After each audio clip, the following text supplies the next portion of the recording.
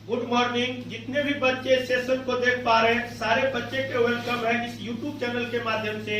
मैं BM sir आप सारे बच्चे को तहे दिल से स्वागत है। मेरे प्यारे बच्चे, जैसे कि आप जानते ही हैं, आपका थंबनेल में ही आपको दिख रहा होगा आज का जो टॉपिक है, आज का जो सेशन है आपका पार्टनरशिप है और क्लास आपका 1 है। तो उम्मीद करते हैं ये जो भी सेशन आप सारे बच्चे के लिए लेकर हम आए हैं आप लास्ट तक देखेंगे और जो भी कॉन्सेप्ट है पार्टनरशिप में अगर आप समझने का प्रयास करेंगे तो चीजों का बेहतर कर सकते हैं। तो चलिए सेशन को स्टार्ट करते हैं।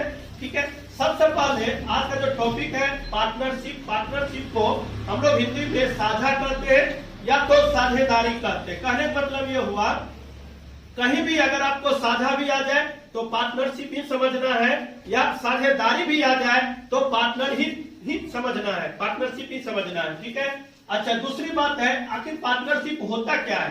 पहले तो जो भाषा हमने लिखा है इसको समझाएंगे और इसमें जो भी बातें हैं वो भी आपको अलग समझाएंगे। सबसे पहले जो भाषा दे रखा है पार्टनरशिप का, कहना यह चाह रहा है 2 या 2 से अधिक व्यक्तियों द्वारा कारोबार करना और धन एवं लगाए गए धन की अवधि के आधार पर बांटना ही साझेदारी कहलाता है। कहने का मतलब यह हुआ कोई भी बंदा अगर बिजनेस आरंभ करता है, किसी भी बिजनेस, चाहे आपका मेडिसिन हो या कोई फैक्ट्री हो, ये एक आदमी से संभव नहीं है।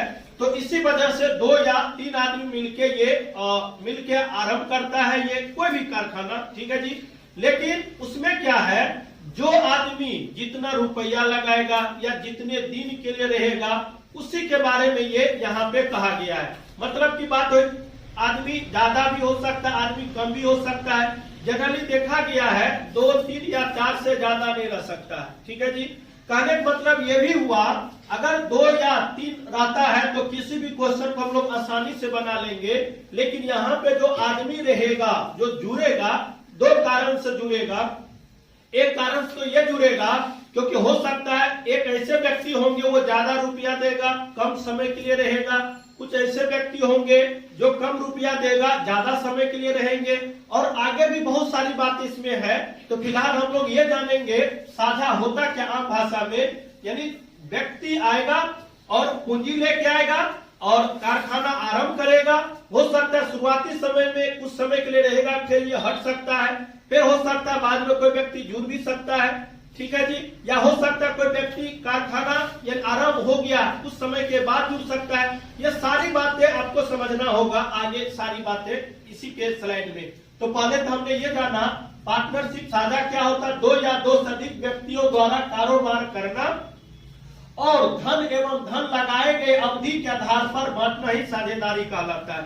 उसके बाद हमने 2 बात जाना, साझेदारी को हम लोग 2 प्रकार यानी 2 भाग में बांटते हैं। वो 2 भाग क्या, एक सरल साझा होता है, एक मिश्र साझा होता है। अब सरल साझा क्या होता है, हम हर एक बात को समझाएंगे, पहले आप समझने का प्रयास करें।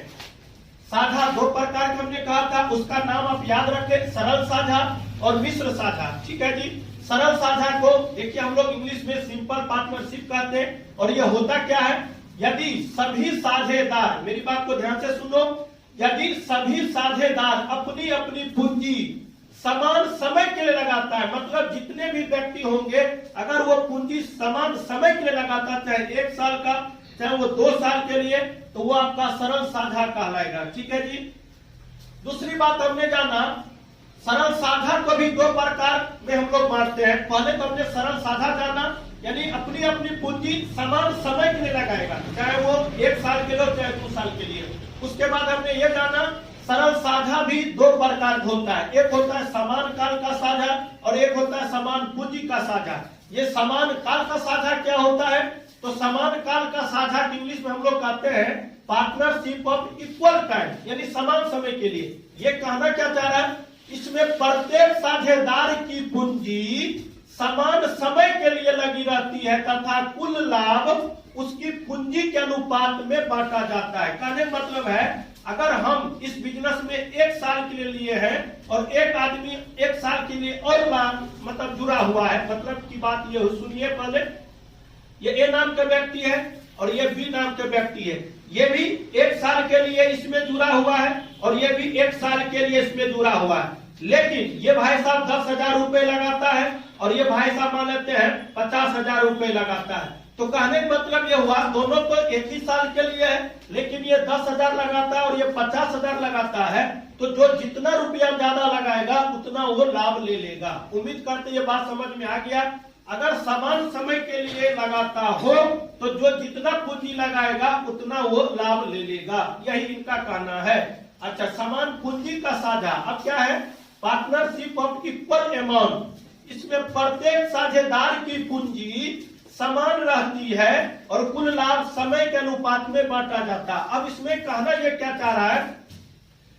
इसमें ये है, मेरी बात को, ये जो है पूंजी मान लेते हैं 5,000 ये रुपया लगाया और ये भी 5,000 रुपये लगाएगा, लेकिन ये एक ही साल बिजनेस में रहेगा और ये 2 साल रहेगा। कहने का मतलब ये हुआ दोनों तो पूंजी समान ही लगाया, लेकिन ये 1 साल के लिए रहा है इसमें कारोबार में और ये 2 साल के लिए रहा है। इसका मतलब जो ज्यादा समय के लिए रहेगा वो ज्यादा लाभ ले लेगा। तो ओवरऑल आप समरी के रूप में जान लीजिए, हम जो बात आपको समझाने का प्रयास किया उसको बस कुछ समय में हम लोग रिकॉल करते हैं। पहले तो ये साझेदारी क्या होता है? तो 2 या 2 से अधिक व्यक्ति जब मिलके कोई व्यापार आरंभ करता है कुछ पूंजी लगा के, उसे हम लोग साझेदारी या साझा कहते हैं। सरल साझा क्या होता है? अच्छा, साझा 2 प्रकार का होता है। देखिए यहाँ पे सरल साझा और मिश्र साझा। सरल साझा हमने क्या पढ़ा है? यानी सभी साझेदार अपनी अपनी पूंजी समान समय के लिए लगाएगा, यानी पूंजी चाहे 10,000 चाहे 20,000 समान अवधि के लिए लगाएगा, सरल साझा कहलाएगा।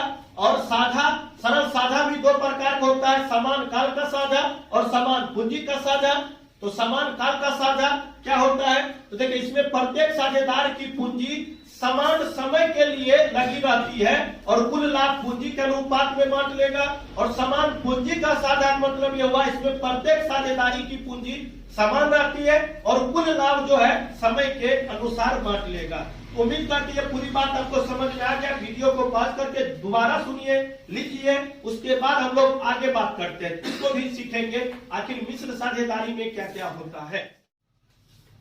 तो मेरे प्यारे बच्चे, अभी हमने आपसे डिस्कस किया था इससे पहले जो भी स्लाइड में, उसी का आगे अब ये बात आप लोग को समझनी होगी। मिश्र साझेदारी यानी कंपाउंड पार्टनरशिप क्या होता है? तो कहना ये चाह रहा है यदि साझेदार अपनी अपनी पूंजी अलग अलग समय के लिए लगाते हैं, मिश्र साझेदारी कहलाता है। ये आम भाषा में ये सोचे, ये जाने, ये समझे, यानी व्यक्ति आएगा अलग अलग पूंजी लेके भी आएगा और अलग अलग समय के लिए भी डिमांड करेगा। कोई 10,000 आएगा, कोई 1 साल रहेगा, कोई 20,000 आएगा, 6 महीना रहेगा। मतलब पूंजी भी अलग और समय भी सबका अलग अलग हो, उसी को हम लोग मिश्र साझेदारी कहते हैं। ठीक है जी। दूसरी बात है साझेदारी, मतलब ये कहना चाहिए इसका कोई पाठ नहीं होता है। अब साझेदारी का कॉन्सेप्ट हम लोग जानेंगे। साझेदारी भी 2 प्रकार का होता है। अब ये 2 प्रकार का क्या होता है? एक सक्रिय साझेदारी होता है, एक निष्क्रिय साझेदारी होता है। अब सक्रिय साझेदारी क्या होता है, निष्क्रिय साझेदारी क्या होता है, उसी के बारे में हमको जानना है। सक्रिय साझेदारी यानी एक्टिव पार्टनरशिप, कहने का मतलब ये हुआ, या वर्किंग पार्टनरशिप, ये कहना चाह रहा है वह व्यापार में धन लगाने के अतिरिक्त उसकी देखभाल भी करता है तथा इस देखभाल के लिए कुछ निश्चित मासिक भत्ता या लाभ का हिस्सा भी लेता है। सक्रिय साझेदारी कहलाता है। आम भाषा में ये सोचे, जैसे हम पार्टनरशिप कोई व्यापार आरंभ किए, ठीक है, और मेरे पास 2, 3, 4 लड़का है या बेटा है या मेरा भाई है, तो हम पूंजी लगा दिए सारे भाई या सारे मिलके, और वो पूंजी लगाने के बाद उसमें जो काम होगा, कुछ काम हम लेबर को न लेके वो काम हम खुद ही करेंगे। मेरी बात को ध्यान से सुनिए, मतलब जो लेबर वगैरह बाहर से काम करेगा वो पूंजी हम लगाएंगे और जहां पे लेबर मजदूर काम करेगा वहां पे हम खुद ही काम करेंगे। तो यही एक्टिव हुआ, मतलब हम जितना रुपया लगाएंगे उतना तो हम लाभ ले ही लेंगे, लेकिन उसके अलावा क्या है, हम इसमें काम भी तो कर पा रहे हैं ना, तो वही कारण उसका मासिक भत्ता ले लेंगे या वर्ष के अंत में जो लाभ होगा उसका कुछ पार्ट हम लोग ले लेंगे। ये रहा एक्टिव पार्टनरशिप। ठीक है जी। निष्क्रिय साझेदार का मतलब हुआ, यानी इनएक्टिव पार्टनरशिप वह साझेदार जो पूंजी लगाने के अतिरिक्त व्यापार की देखभाल नहीं करता है, इसके लिए साझेदारी कहलाता है। कहने का मतलब ये हुआ ऐसे भी व्यक्ति है जो मतलब जितना रुपया का व्यापार में लगाना है वो दे देगा, वो चला जाएगा और वर्ष के अंत में आएगा, कहेगा भाई हमने इतना रुपया लगाया है, क्या हमको लाभ मिलेगा? अगर लाभ होगा तो लाभ लेगा, अगर हानि होगा तो फिर उसको देना पड़ेगा। तो कहने का मतलब है रुपया के अलावा वो समय नहीं देगा बिजनेस में, तो उसे निष्क्रिय कहते हैं।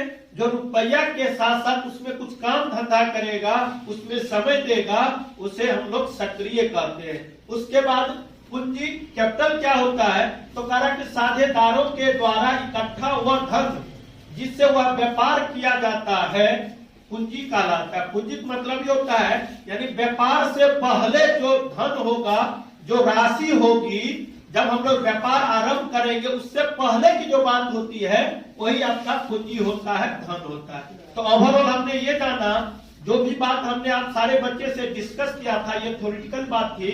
एक्टिव क्या होता है, इनएक्टिव क्या होता है, सक्रिय निष्क्रिय, साझेदार क्या होता है, सरल साझेदार क्या होता है, मिश्र साझेदार क्या होता है, पूरी बात हमने डिस्कस किया। अब हम लोग टाइप टू टाइप काम करेंगे। तो उम्मीद करते इतनी बात अगर आप समझ गए होंगे, सीख गए होंगे, इस भाषा को अपने समझने के प्रयास किए होंगे, तो उम्मीद करेंगे आगे जो भी बात हम आपको समझाने का प्रयास कर 100% आप सीख जाएंगे। तो चलिए टाइप 1 आपको स्टार्ट करते हैं, टाइप को जानने का प्रयास करना। तो मेरे प्यारे बच्चे अभी हमने टाइप 1 पे बात कर रखा है और ये टाइप 1 का जो भाषा है, भिन्न भिन्न पूंजी समान समय के लिए लगाता हो, यानी अलग अलग पूंजी हो लेकिन वो समान समय के लिए लगाता हो। समान समय चाहे प्रश्न में 1 साल दे, चाहे 2 साल दे, चाहे 3 साल दे, वो तो क्वेश्चन के नेचर पे हम लोग जानेंगे। फिलहाल अगर पूंजी अलग और समय समान हो तो हम लोग ये जानेंगे जनरल कॉन्सेप्ट पार्टनरशिप का क्या होता है। तो जनरल लाभ बराबर पूंजी गुने समय, ठीक है जी। अब यहाँ पे लाभ बराबर पूंजी गुने जो समय हमने लिखा, अब यहाँ पे हमने कैटेगरी 1 जो दे रखा है, जब 2 व्यक्ति रहे, अगर 2 व्यक्ति रहे तो जनरली फॉर्मूला लाभ ये पी फॉर प्रॉफिट होता है, यानी पहला आदमी का लाभ अनुपात दूसरा आदमी का लाभ। ये C1 का मतलब कैपिटल मतलब पूंजी होता है, लेकिन ये कंडीशन ये जनरल फॉर्मूला है, तो ये पहला आदमी जितने समय के लिए वो होंगे अनुपात ये दूसरा व्यक्ति का पूंजी, और ये जितने समय के लिए वो उसका समय होंगे। लेकिन कंडीशन हमने दिया है भिन्न भिन्न पूंजी समान समय के लिए लगाता हो। इसका मतलब ये भी आदमी 1 साल के लिए रहता हो बिजनेस में, और ये भी अगर 1 साल के लिए रहता हो, इसका मतलब दोनों समय आपस में समान हो जाएंगे। तो समय हम लिखे या न लिखे कोई फर्क नहीं पड़ता है, लेकिन जनरल कॉन्सेप्ट आपको सिखाना है, इसलिए दोनों का समय हम लोग इक्वल कर लिए। और आप जानते हैं अनुपात का मतलब बट्टा होता है, तो P1 अनुपात P2 बराबर C1 गुने डायरेक्ट T लिखेंगे, कहा है दोनों का समय समान है। C2 गुने T लिखेंगे, ये T कैंसिल हो गया, तो P1 बट्टा P2 बराबर C1 बट्टा C2। कहने का मतलब है जब 2 व्यक्ति है अगर समय समान है तो डायरेक्ट आप ये लिखिएगा पहला व्यक्ति का लाभ बटे दूसरा व्यक्ति का लाभ बराबर पहला व्यक्ति का पूंजी बटा दूसरा व्यक्ति का पूंजी। लेकिन इसी चीज को आप एक रनिंग वेव लिखेंगे, एक स्टेप लाइन में लिखेंगे, सीधी लाइन में लिखेंगे, तो P1 अनुपात P2 बराबर C1 अनुपात C2। अब यहाँ पे हमने लिखा है जब 3 व्यक्ति हो, तो जब 2 व्यक्ति का हम इस प्रकार से लिख सकते हैं, इसका मतलब 3 व्यक्ति का भी हम लोग लिख सकते हैं P1 अनुपात P2 अनुपात P3 बराबर C1 अनुपात C2 अनुपात C3। क्यों यहाँ पे समय नहीं दे रखा है? क्योंकि यहाँ पे कहता है कि समय समान है। अब 4 व्यक्ति अगर हो तो P1 अनुपात P2 अनुपात P3 अनुपात P4 बराबर C1 अनुपात C2 अनुपात C3 अनुपात C4।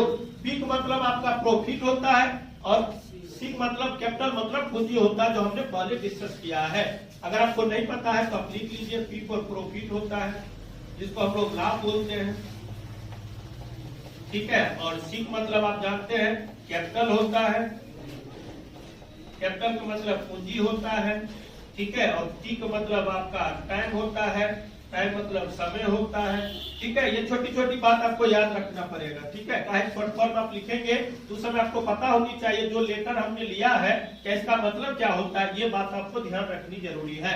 तो उम्मीद करते हैं ये बात आपको समझ में आ गई है। अब हम लोग डिस्कस करेंगे इस टाइप के क्वेश्चन आपके एग्जाम में कैसा रहेगा, आप कैसे सॉल्व कर पाएंगे, वो बात आप जानेंगे। इतनी सारी बातें आपका एक टेलर था, एक कोई भी चीज आरंभ करते हैं तो उसका जो बैकग्राउंड होता है ना, वो सारी बात आपका बैकग्राउंड था। अब यहाँ से आपका मूल रूप स्टार्ट होता है टाइप 1 का प्रश्न, और टाइप 1 में प्रश्न आपको कैसे रहेगा और कैसे सॉल्व करेंगे, तो अभी आप